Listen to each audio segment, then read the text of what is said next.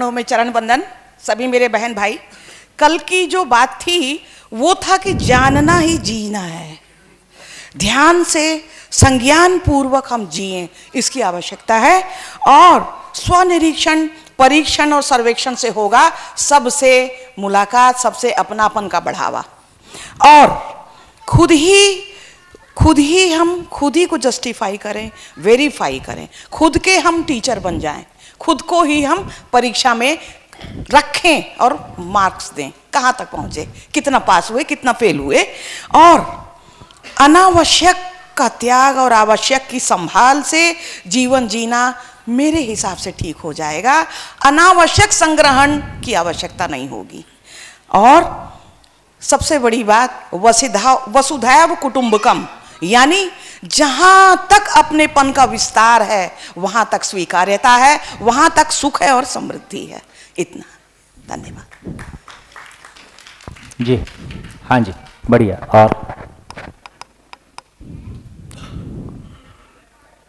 और हाँ जी, आगे एक माइक दीजिए, इधर एक माइक दीजिए।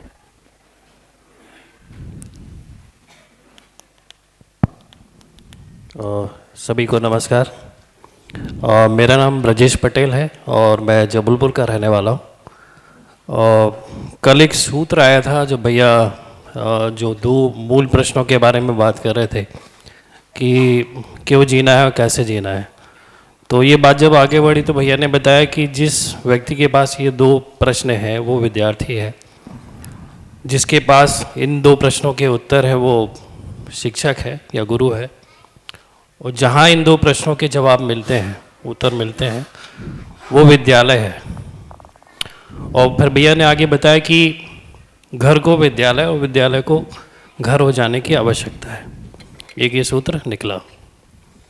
तो ये सूत्र मैंने दूसरी बार सुना कल। पहले भी जब मैंने सोम भैया का शिविर जून में हापुड़ में किया था तब भी ये सूत्र सुना जरूर था, लेकिन कल पहली बार वो पकड़ में आया। पहली बार जब सुनते हैं तो अच्छा तो लगता है कि घर को विद्यालय और विद्यालय को घर हो जाने की आवश्यकता है, लेकिन कल इसलिए पकड़ में आया कि इस शिविर के पहले 7 दिन अभिभावक विद्यालय में एक शिविर हो रहा था, तो वो पूरा 7 दिन मैंने अटेंड किया। और जीवन विद्या पहले ही प्रश्न था मेरे मन में भी कि हमको तो ठीक है समझ में आ जाता है, और अभिभावक विद्यालय का नाम भी सुना था कि वहाँ नर्सरी से लेके 5वीं तक बच्चों को इस जीवन विद्या मध्यस्थ दर्शन के अनुसार शिक्षा दी जा रही है। तो मन में उत्सुकता था कि छोटे बच्चों में ये चीज़ कैसे जा रही होगी। तो 7 दिन में वो जहाँ पाया हुआ मैंने, और जो पेरेंट्स ने भी वहाँ पे आके शेयरिंग की, और कल भी 2 परिवार ने यहाँ पे आके जो शेयरिंग की थी, तो वो होता हुआ मैंने देखा, सूत्र को व्यवहारिक रूप में वहाँ पर घटित होते हुए देखा कि कैसे छोटे बच्चों को वहाँ पर जो बोलते हैं कि जब बच्चा घर से स्कूल जाता है तो भैया ने कल कहा भी था कि उसको सबसे पहले माँ की ज़रूरत होती है स्कूल में जाके, क्योंकि घर में वो अपनी माँ को छोड़ के आता है। और चूँकि नर्सरी के बच्चा है, छोटा बच्चा है, तो उसको घर से बाहर जाने के बाद विद्यालय में एक माँ की ही तलाश होती है। तो वहाँ मैंने 7 दिन में देखा कि बच्चों को शायद घर से बेहतर माँ मिल रही है विद्यालय में। तो वो मैंने 6 दिन 7 दिन में पाया वहाँ। ये अभी की स्थिति है, हम प्रयास करेंगे तो घर की माँ से भी हो सकता है, घर की माँ अभी हो सकता है समझदार नहीं है, लेकिन अभी तो दूसरी प्रॉब्लम हो गई है, वो घर वाली माँ में भी टीचर की आत्मा आ गई है। वो भी यही पूछती है कि होमवर्क किया क्या, वो ये नहीं पूछती मेरा बच्चा कैसा है ना। तो विद्यालय तक तो ठीक था, ये घर की माँ में भी टीचर की आत्मा आ गई है, उसका भी माँपना कहीं खो गया है इस जमाने की दौड़ में, जमाने के दबाव में, है ना। तो शायद मेरे को लगता है कि अभी आपके बोलते बोलते मेरे को ये भी ध्यान में आ रहा था कि यदि ये विद्यार्थी की परिभाषा है तो कितने विद्यार्थी समाज में उपलब्ध हैं? 700 करोड़। क्यों जीना है, कैसे जीना है? नहीं। यदि क्यों जीना है, कैसे जीना है, प्रश्न जिसके पास है, ये जिज्ञासा जिसके पास है, उसका नाम विद्यार्थी है। तो सही मायने में कितने विद्यार्थी हैं? तो अभी विद्यार्थी ही नहीं है। विद्यार्थी नहीं है। क्योंकि क्यों जीना है का प्रश्न आ ही नहीं रहा है, क्योंकि सभी बड़े लोगों को जी के यही देखना है कि यार पैसा किधर से आएगा। ठीक है, तो हम माँ बाप ने बच्चे का मौलिक प्रश्न कहीं दबा दिया है ना, कि क्यों जीना है। उसका ये क्वेश्चन बाय द वे गलती से उठ भी गया तो हम बोलेंगे ये प्रैक्टिकल नहीं है, एग्जाम में ये सब पूछने ये सब नहीं आएगा, जो एग्जाम में आएगा उसकी तैयारी करो। तो ना माँ बाप है, ना टीचर है, ना विद्यार्थी है, हम यहां खड़े हैं। इसलिए ये केओस हमको दिखाई देता है। हमने अपनों से दुख पाया है, वो इसलिए पाया है कि ना हम विद्यार्थी हैं, ना हम टीचर हैं, ना हम माँ बाप हैं। बाकी ये सब की बात छोड़ दीजिए, खत्म, खेल खत्म। और अहंकार साथ में आसमान पे, हमसे बड़ा कोई नहीं, ये समझने की बात है। कम से कम ये ध्यान में आता है तो कम से कम हम माँ बाप पहली बार हम अपने विद्यार्थी होने को स्वीकार करते हैं। हम कितना ही अहंकार दिखाएं, हमारे घर के बच्चों ने हमको नकार दिया है, वो नहीं हमको सुनना चाहते हैं। आपकी पत्नी ने नकार दिया है, हमने अपनी पत्नी को नकार दिया है, हम सभी एक दूसरे को नकार के केवल फिजिकली साथ साथ हैं, वैसे हम बिल्कुल अकेले हैं। और मैं अकेला भी अपने आप में पूरा नहीं हूं, मेरे भीतर भी इतना कन्फ्लिक्ट है, इतने सारे चीजें मिसमैच हैं कि अकेले भी जीने में प्रॉब्लम है। तो जब तक, इसलिए कहा कि मानव का अध्ययन ही शिक्षा का मानवीयकरण है, जब तक मानव के मूल प्रश्न ही उसके पास नहीं है तब तक मानव होने की तैयारी भी नहीं है। इसलिए कहा कि वर्तमान शिक्षा मानव का मशीनीकरण है। हम शिक्षा से मानव के मानवीयकरण की बात कर सकें, और सबसे पहले माँ बाप के मानवीयकरण की जरूरत है। इसलिए स्कूलों में जितनी आवश्यकता एजुकेशन की बच्चों को है, उससे कहीं ज़्यादा पेरेंट्स को है। इसलिए सभी स्कूल्स के साथ, सभी यूनिवर्सिटीज़ के साथ एक parents corner run by parents की भी जरूरत है।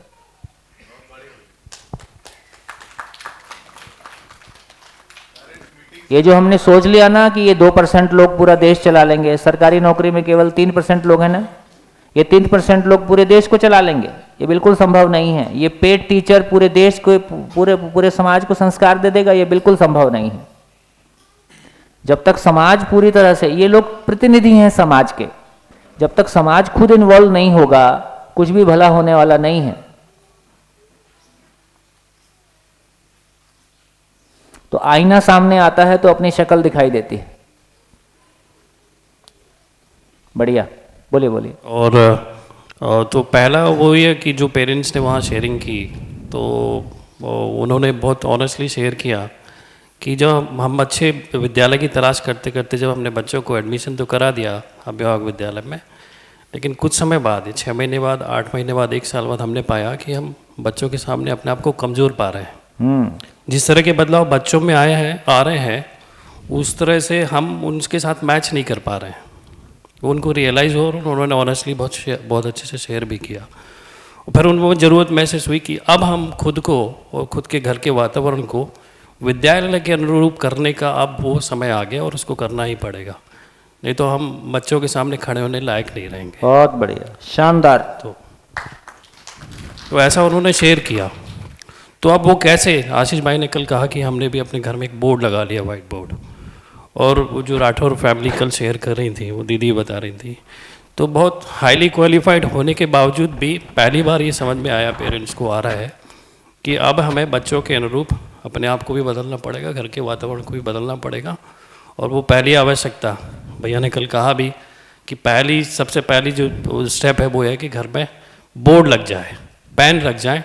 तो ये पहला कदम है घर को विद्यालय के रूप में परिवर्तन होने की दिशा में।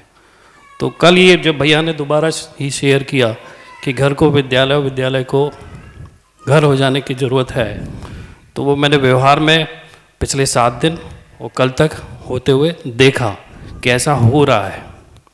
तो बहुत अच्छे से वो सूत्र मेरे मन में बैठा। Thank you.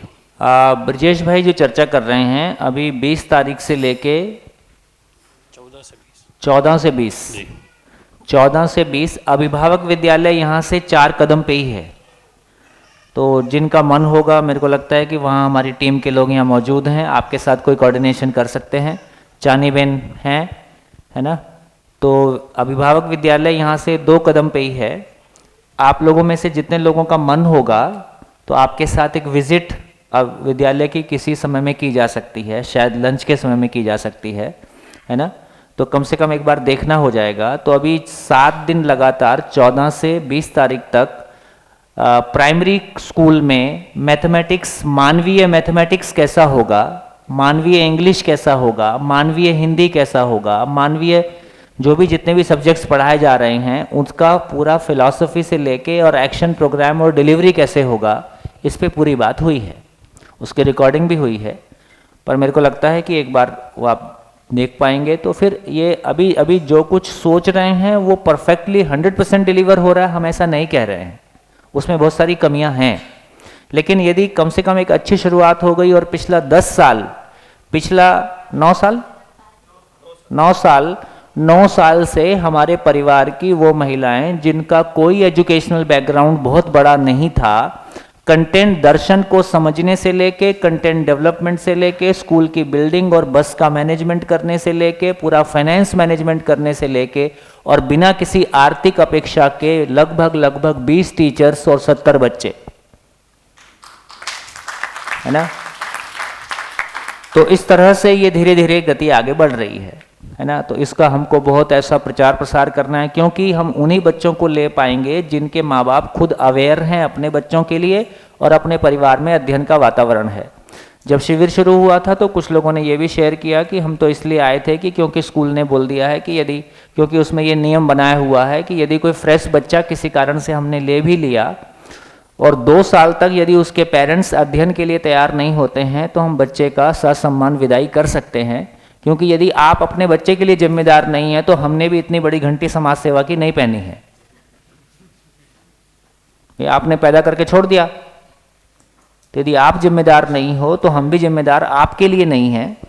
जो अपने बच्चों के लिए जिम्मेदार हैं उनके लिए हम भी जिम्मेदार हैं। बच्चा हमारे पास 3 घंटे रहेगा, आपके पास 21 घंटे रहेगा। यदि 21 घंटे का वातावरण उस बच्चे के लिए अनुकूल नहीं है, आपकी भाषा, आपका भाव, आपका रहन सहन, आपकी जीवन शैली यदि विद्यालय को सपोर्ट नहीं करती है, दोनों एक दूसरे को सपोर्ट नहीं करता है, तो ये मेहनत कहीं पहुंचने वाली नहीं है।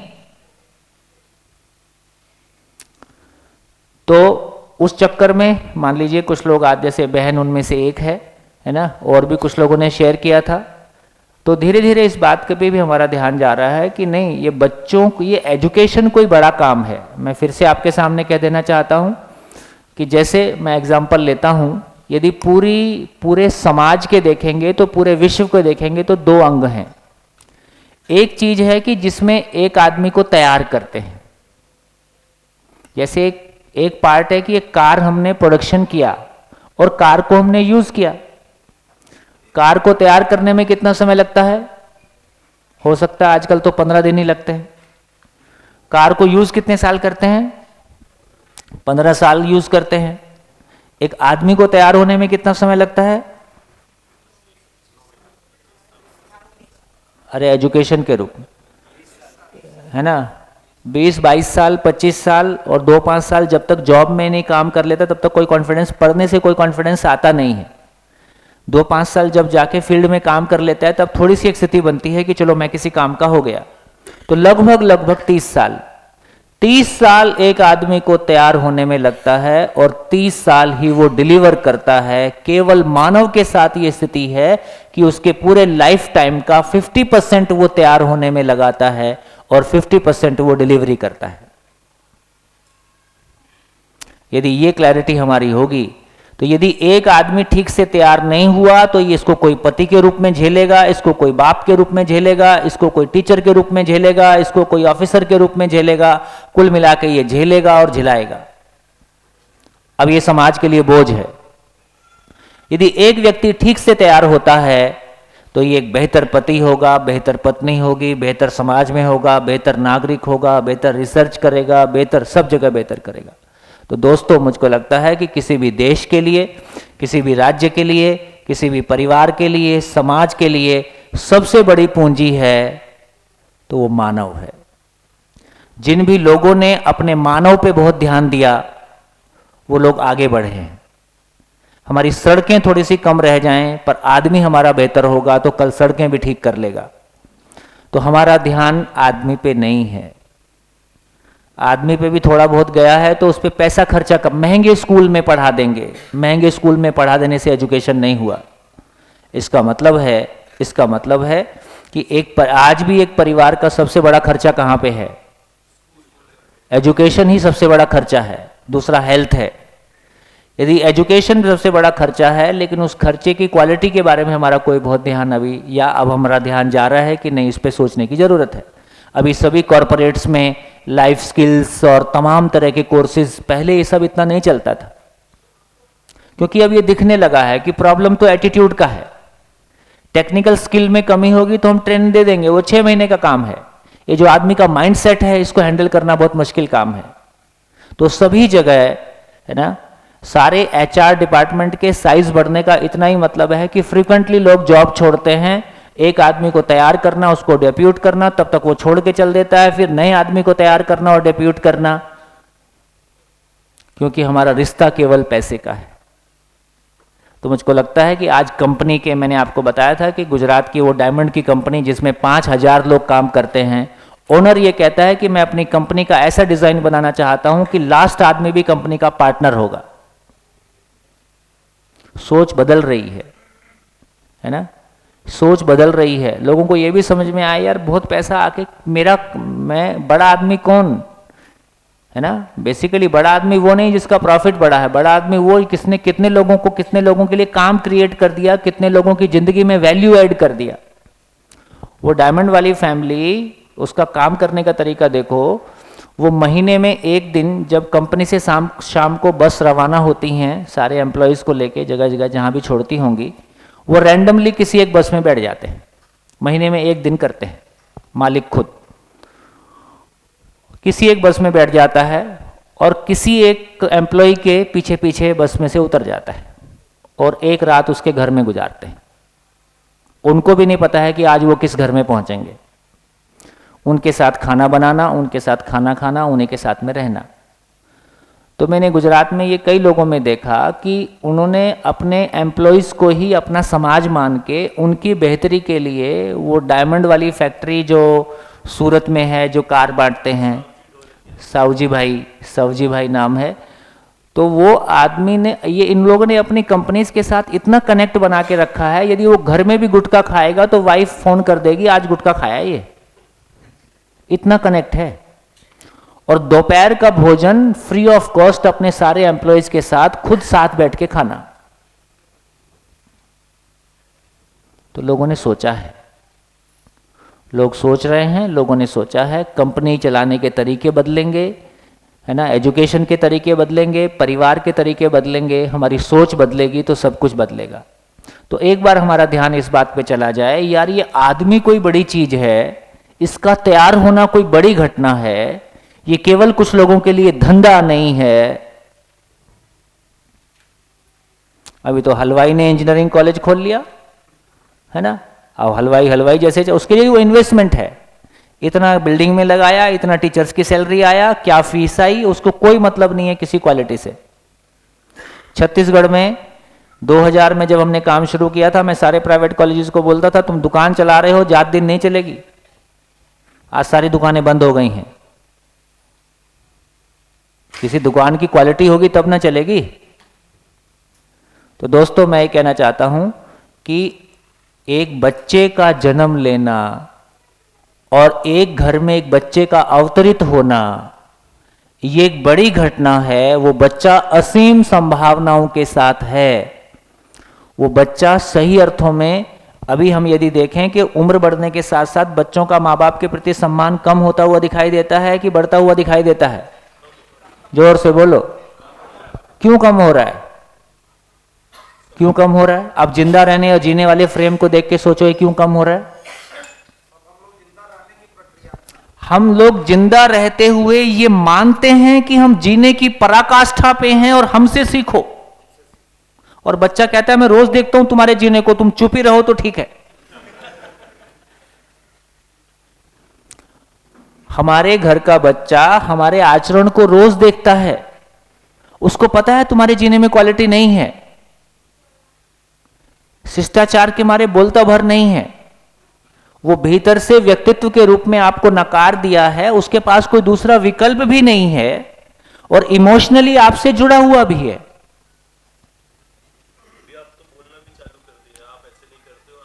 हाँ, अब तो पहले की तुलना में अब बच्चे बोलने ही लगे हैं, लेकिन इसका यह मतलब है, मैं बहुत क्लियरली कहना चाहता हूं, हम सारे माँ बाप, ऐसा नहीं कि हम कोई नोइंगली कोई गलती कर रहे हैं, हमको भी पता नहीं था।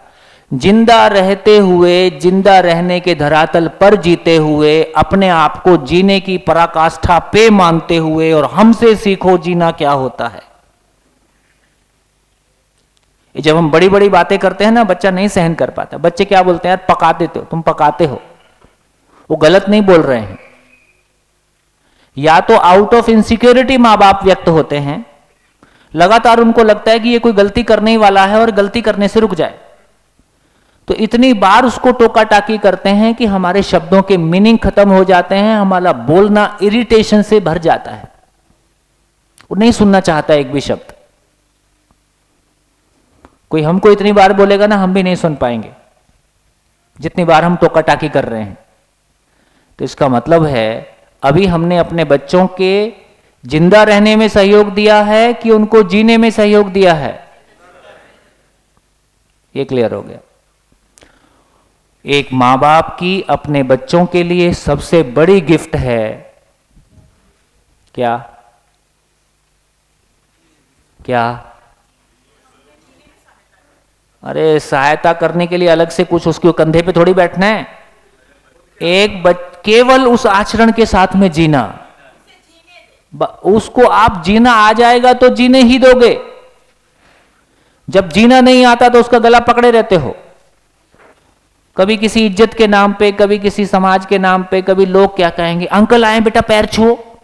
ये बोलना अपने आप में अपमानजनक है। उस समय क्यों बोल रहे हो? कुछ सिखाया होता तो अपने आप छू लेता।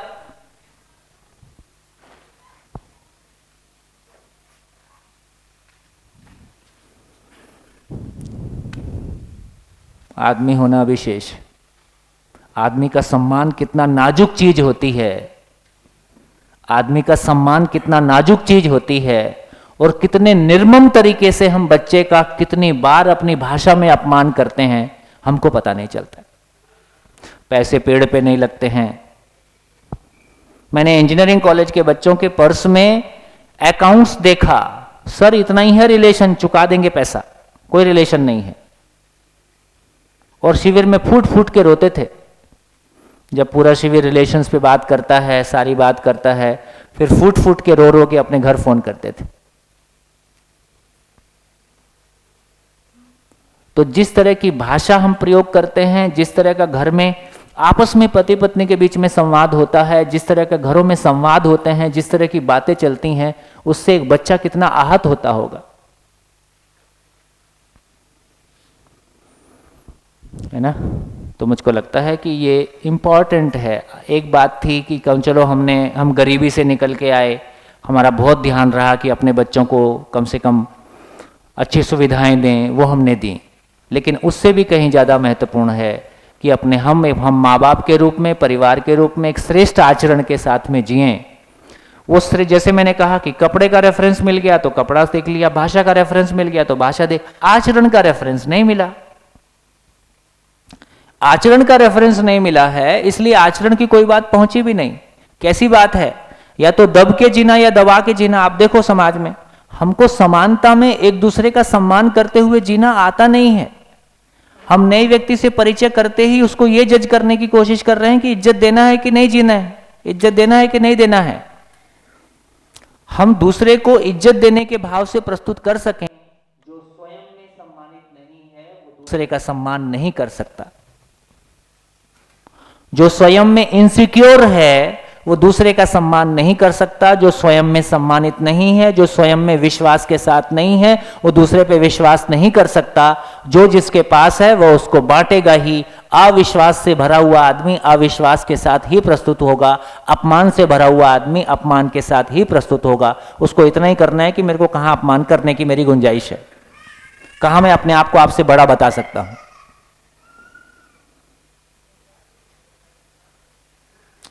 तो ये जो ह्यूमन सॉफ्टवेयर है, ये जो आदमी की सोचने समझने की प्रक्रिया है, इसलिए बहुत बढ़िया सूत्र है, मानव का मूल रूप विचार है। ये शक्ल मेरा मूल रूप नहीं है, ये मेरा बायोलॉजिकल रूप है, ये मेरा रूप नहीं है। क्योंकि ये रूप कितना भी सुंदर रहे, इससे मेरे भीतर आत्मविश्वास नहीं आता है।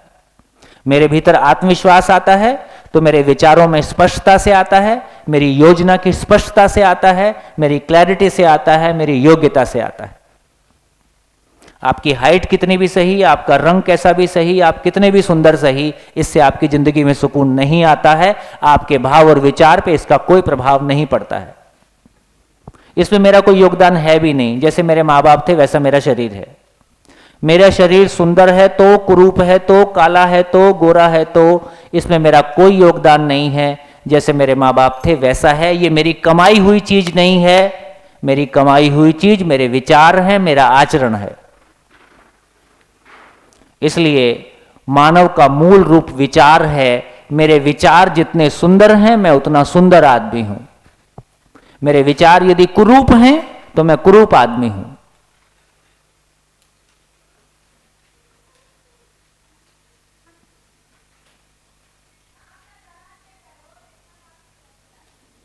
रायपुर वाले ये मान के चलें कि शिविर का टाइम 8:30 है।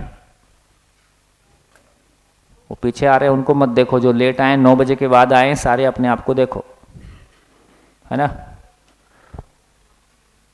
तो रायपुर वाले ये मान के चलें कि शिविर का टाइम 8:30 है, क्योंकि आधा घंटा लेट आप आएंगे ही, वो बाय डिफ़ॉल्ट है। तो 9 बजे कम से कम पहुंच जाएंगे।